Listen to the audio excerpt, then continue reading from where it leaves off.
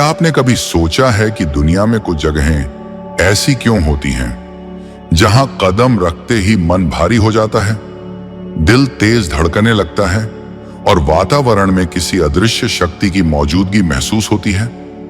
ऐसी ही एक जगह है तिरुमाला तिरुपति। कहते हैं कि यहां भगवान सिर्फ मूर्ति बनकर नहीं बैठे, वे आज भी जीवित हैं, सांस लेते हुए, अपने भक्तों को सुनते हुए और कभी कभी तो अपनी शक्ति का एहसास भी करवाते हुए।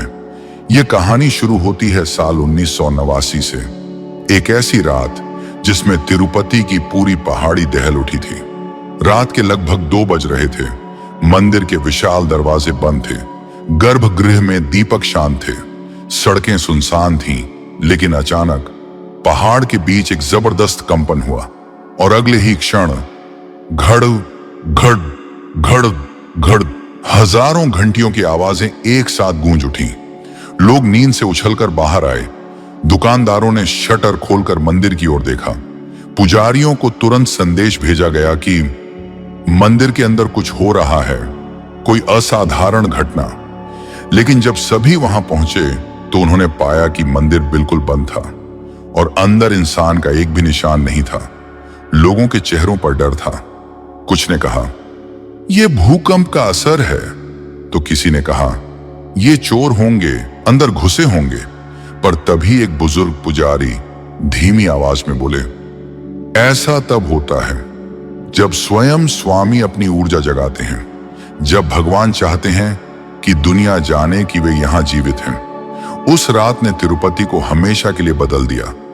उसी दिन से भक्त कहने लगे, यह मंदिर नहीं, यह जागृत शक्ति का केंद्र है। अब बात करते हैं उस रहस्य की जिसने तिरुपति को दुनिया का सबसे अनोखा मंदिर बनाया।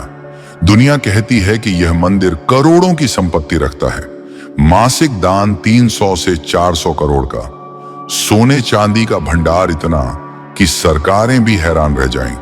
लेकिन फिर भी कहते हैं वेंकटेश्वर भगवान ऋणी हैं। क्यों?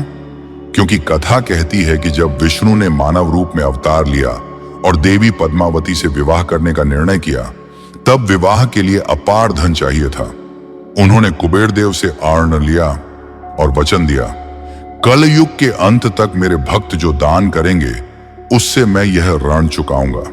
यही कारण है कि हर भक्त का चढ़ावा सीधे भगवान के ऋण को चुकाने में जाता है।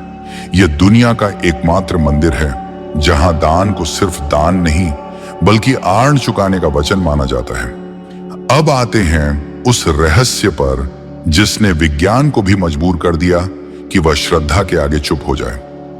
मूर्ति किसी इंसान ने नहीं बनाई, यह स्वयंभू है, स्वतः प्रकट हुई। और यही कारण है कि दुनिया के वैज्ञानिक कहते हैं कि इस मूर्ति के भीतर एक ऐसी रेडियो एक्टिव ऊर्जा है जो किसी जीवित अस्तित्व की तरह कंपन करती है।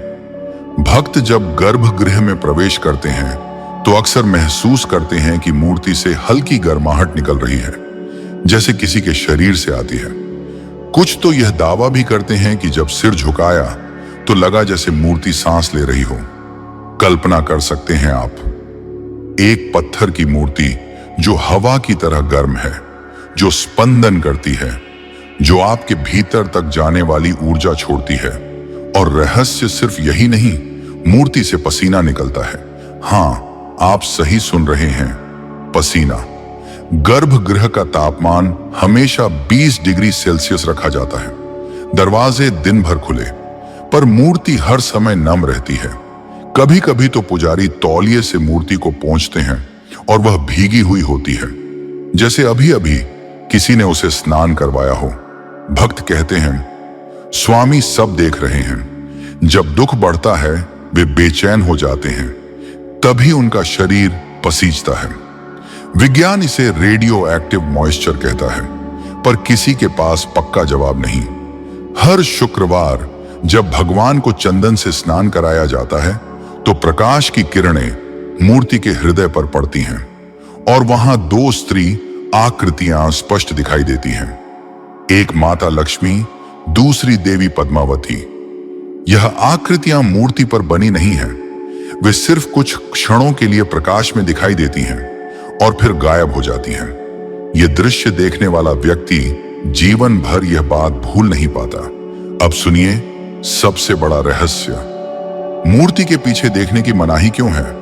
साल 1947 में एक वृद्ध पुजारी ने कहा, मैं जीवन भर सेवा कर चुका हूं, आज पीछे का हिस्सा देख लूं। लेकिन जैसे ही उन्होंने पीछे देखने की कोशिश की, वे घबरा गए और अगले ही दिन उनकी दृष्टि चली गई। कहा जाता है कि पीछे एक दिव्य अग्नि है।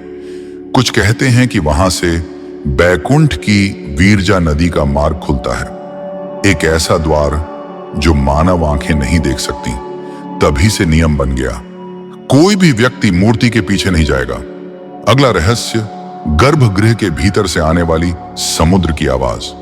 तिरुपति पहाड़ पर है, यहां आसपास कोई समुद्र नहीं, लेकिन जैसे ही गर्भगृह के नजदीक जाओ, एक गहरी, स्थिर, लहरों जैसी आवाज सुनाई देती है।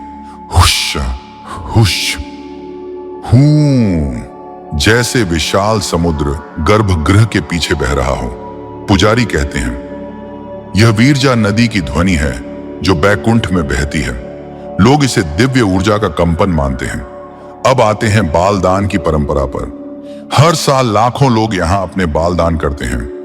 यह दुनिया का सबसे बड़ा हेयर डोनेशन सिस्टम है। लेकिन क्यों? क्योंकि एक बार विष्णु का मुकुट उलझने से उनके बाल क्षतिग्रस्त हो गए थे। तभी नीला देवी ने अपने सुंदर लंबे बाल काटकर उन्हें अर्पित कर दिए। उनका त्याग देखकर भगवान ने कहा, मेरे सभी भक्त मुझे बाल अर्पित करेंगे और मैं उनके दुख काट लूंगा। तभी से यह परंपरा शुरू हुई। आज भी यह दान सिर्फ परंपरा नहीं, भक्ति का सबसे पवित्र रूप माना जाता है। और बात करें तिरुपति के लड्डू की, जो पूरे संसार में प्रसिद्ध हैं। कथा कहती है कि इन लड्डुओं की विधि स्वयं माता लक्ष्मी ने दी थी, इसलिए हर लड्डू का स्वाद, हर लड्डू की ऊर्जा बिल्कुल समान होती है, चाहे लाखों बने। कहा जाता है यह सिर्फ मिठाई नहीं, यह समृद्धि का प्रसाद है। और अब कहानी का सबसे सुंदर हिस्सा, तिरुमाला का दर्शन क्यों जीवन बदल देता है? क्योंकि यह मंदिर ईंटों का नहीं, आस्था का है। यहां भगवान पत्थर में कैद नहीं, जागते हुए रूप में उपस्थित हैं। लोग कहते हैं बालाजी के सामने खड़े होते ही लगता है कि कोई हमें भीतर तक पढ़ ले रहा है, जैसे कोई हमारे मन की हर बात जानता है। तिरुपति वह स्थान है जहां विज्ञान सवाल लेकर आता है और श्रद्धा जवाब देकर लौट आती है, जहां तर्क खत्म हो जाते हैं और विश्वास शुरू होता है। और इस तरह समाप्त होती है तिरुमाला की वह रहस्यमयी यात्रा। एक ऐसी यात्रा जहां हर पल आपने उस शक्ति को महसूस किया जो नजर नहीं आती लेकिन दिल को छू जाती है।